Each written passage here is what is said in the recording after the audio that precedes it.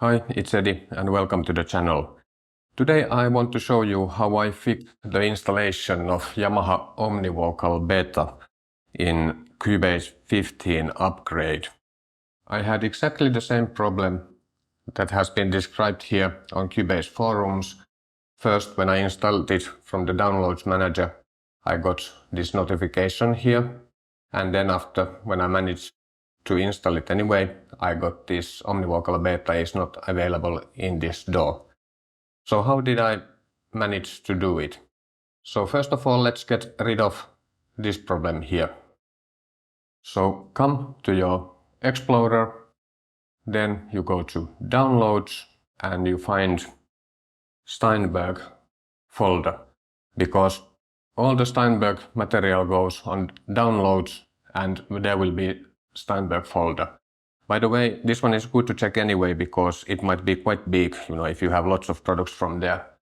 So then you just go for here and you find Yamaha Omnivocal 1.0.6 beta from here. Then you click it open, you have only one zip file there, you extract it and you get it here. And now you get the setup.x. Okay, you install it from here, and when I had done that one, I got the second error, which was this Omnivocal Beta is not available in this DAW. Anyway, it started, but there was nothing I could do from the settings or from anywhere else. Let's come back to here. Now you have additional content here. You come here, installer, and you start to run this one.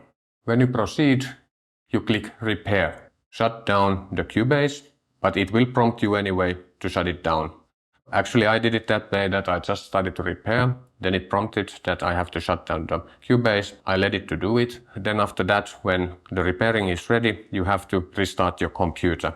And then after that, everything worked fine. I will demonstrate you that it works.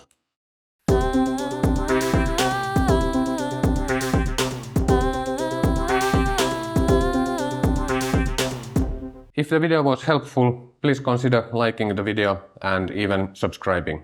Thank you for watching.